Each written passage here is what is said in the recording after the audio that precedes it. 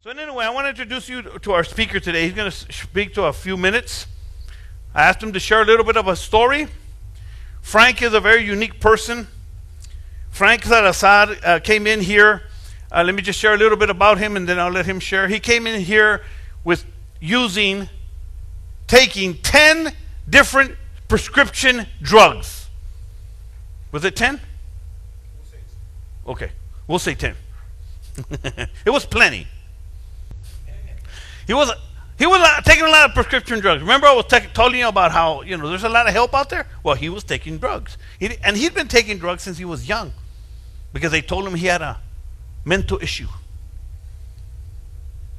And so then when he came in here crazy. He kind of looks crazy still, but he started listening, and he started applying. And he got off all his meds. He doesn't take meds anymore. He started doing something with his life. Things he thought he could never do. He started believing in himself. He started moving forward in life. He's never been to prison.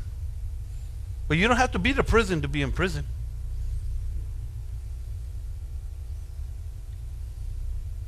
And so I wanted him to share a little bit about his travel, and then I'll end it with a few more words at the end. So help me introduce Mr. Frank Salazar.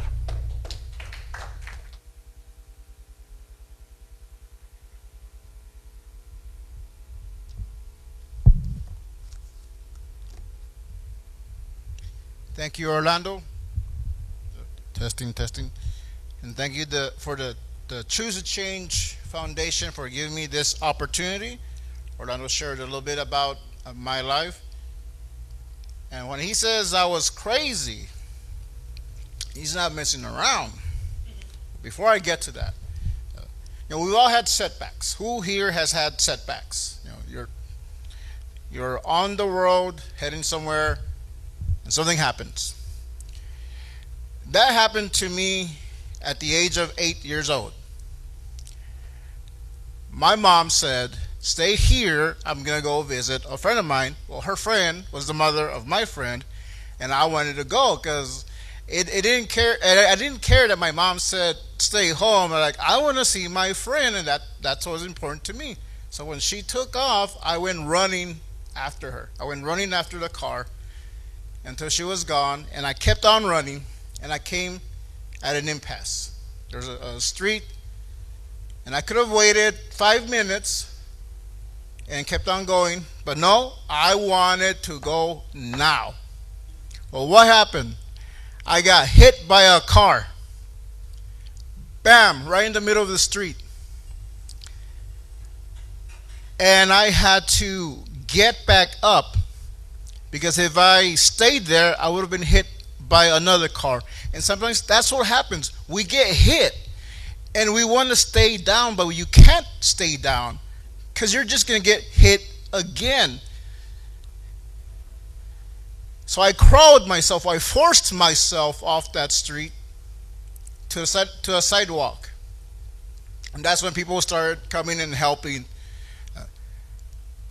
So sometimes people aren't going to help when you get hit, but they're going to help when you see you are making an effort. And this relates to this, but it just happened recently. So today's my birthday. All right. Happy birthday, Frank. Thank you. And for my birthday, I was going to have my sons here. Well, the day they were going to leave, just a few hours before they were about to come, my oldest son was crossing the street on his bike. And he followed all the rules. He knows to look both ways. He pressed a crosswalk. And he started crossing. Well, guess what happened? Like father, like son. He got hit by a truck. He's fine though, and I give the glory to God because as soon as I heard, I prayed and I told everyone pray. And what amazes me is that there's no broken bones in his body, just a little bit of pain. But he got up, went home, called me, and told me, Dad, I'm not going to be able to visit you. I just got hit by a truck. Uh, so for him at 14 years old to be thinking of his father, not, hey, I need to go to the doctor. I need to call my dad because my dad's waiting for me. And then he went to the doctor. So I'm very proud of my both my sons, all my three children, but Riley especially because he had the foresight to not stay down. He didn't stay there. He kept on going. And so that's just a little bit of extra. But that for the initial accident, when I was hit by a car, the doctor told my mom, and I didn't know this until later, but he told my mom, he's fine now, but later something might happen. Well, guess what my mom did? I love my mom, but she let fear set in. So she protected me as the best she could. So there's a lot of things that I didn't learn. I never learned to ride a bike. I never learned to drive a car. It's only been recently that I've been on that path. That's when I was 8 years old. I'm 47 now and just learning how to drive a car. Just taking the written part was almost cracked my brain because I wasn't used to that. So there's a lot of things I had to start over. I had to train myself. I had to teach myself. But I didn't do that on my own. I did that when my life started to crumble, when my life was falling apart. My wife, for 3 years, we split up. She took me back home, and I didn't have access to my kids. I didn't have access to anyone. I was just at home with my mom, with my family, and I needed help. I knew I needed help, and one of the ways that I thought would help me was the prescription pills and going to a mental institution, because at a younger age I had gone to a mental institution because I was acting up, and someone in my family called the police, and they came, and that's when I decided to start cutting myself, and they took me to a mental institution. And I didn't even know what it was at first. They were just asking me information, and I'm there all proud because they're like, "Oh, you're not on any drugs?" Like, "No, I don't take drugs. That's not for me." I just tried to kill myself, and I'm sitting in a mental institution, but I'm proud that I didn't take drugs. That was the mindset that I had. I was twisted, and I didn't think I was twisted. I thought that was normal. It wasn't till I went in there and I realized, like, I can't be here. I need to go back home. And I went back home to my mom, and but we were doing everything the way we're supposed to do, taking all the pills. I don't know how many pills I was taking per day, like 6 to 10. We would fluctuate because the doctors would just be testing. And if you take pills for certain things, it's fine. But the stuff that they were giving me was stuff that they were experimenting on back then. And one of the pills I used to take at a very young age, I think 10, and that's something that has been used as a tranquilizer for animals, and it's been used for many different things. And they're giving that to a 10-year-old. So there's certain pills like I do not touch anymore. I barely touch aspirin unless I need to, but because I don't want to go back to that, because my mind was so messed up, so twisted, and not just from the drugs, but from just what I was being taught, what I was feeding myself, which wasn't much. Just watch a lot of TV, and I listen to my friends. So I'm getting fed from different places, So when it came the time I needed to change my life. And I had to force myself to start over. Because now I'm at home.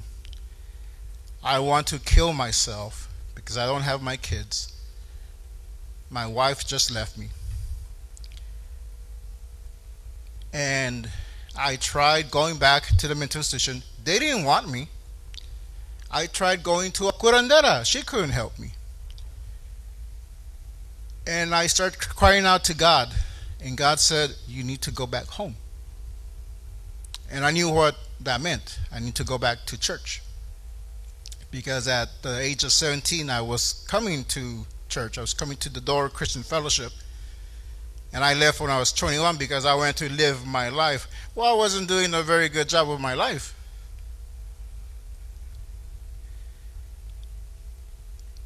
So I made up my mind. I need help. And I'm going to go to church. And I'm going to give my life to Jesus. Well, that day was a Thursday.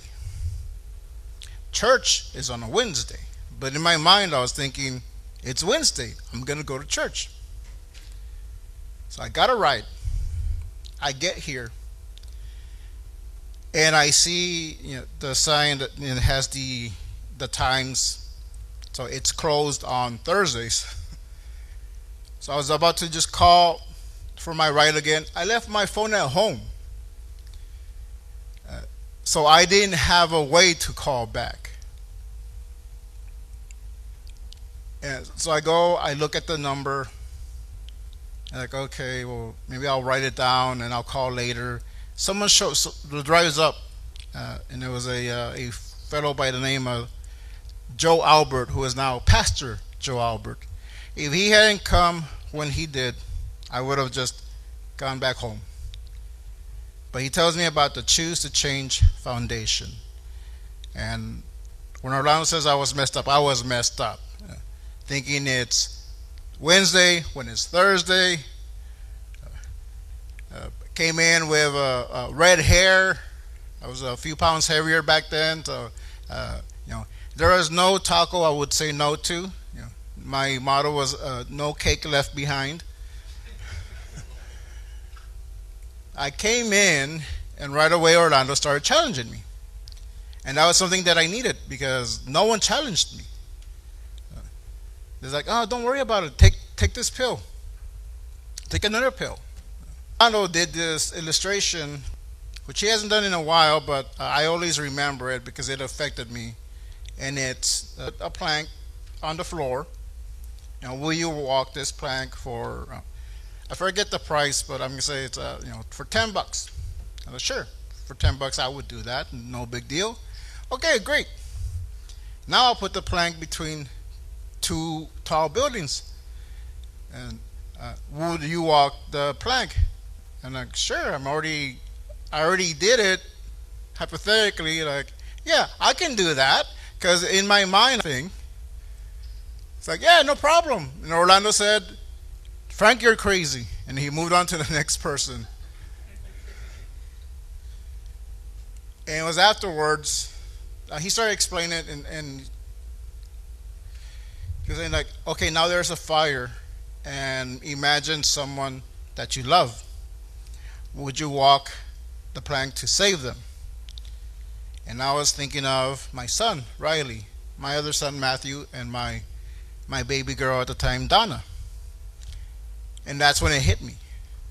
I can't just do things because it feels good in the moment, or someone insulted me, so I'm gonna go, fight them or whatever.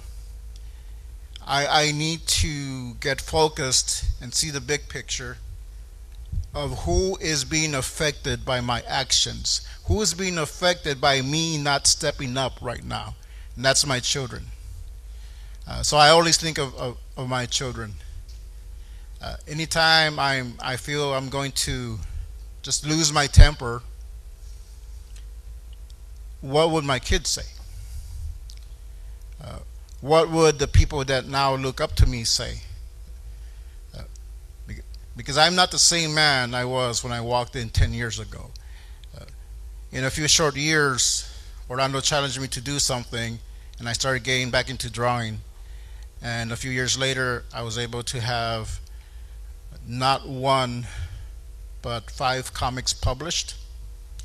And we did it through a print on demand. And one of them, I actually uh, raised money to get it printed on my own, and Orlando helped with that. I'm on my way to being a public speaker because Orlando challenged me to be a public speaker if I wanted to be a leader. I joined the Toastmasters, and they've done a great job just helping me. I wouldn't be here if it wasn't for God putting Orlando in my path, if it wasn't for the obstacles that were placed in my path. And it wasn't for Orlando and Eduardo Chavarria and a bunch of other people I can't think of the names right now challenging me, saying that you can do this. And my comic, when it came out, I'm only going to do a certain run, and that's it. Well, I think it's time to bring it out again, so I'm working on formatting the pages again and having it printed on somewhere else where it's a little bit cheaper, but I can now have my books out where people can buy them. And that's been a great thing because I've been passing out small samples and people are really liking them. But none of that would have happened if I'd actually killed my son. Here's Orlando Salinas.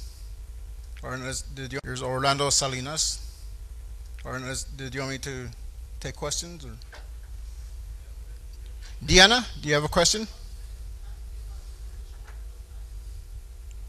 Oh, my position at Toastmasters. So when I walked into Toastmasters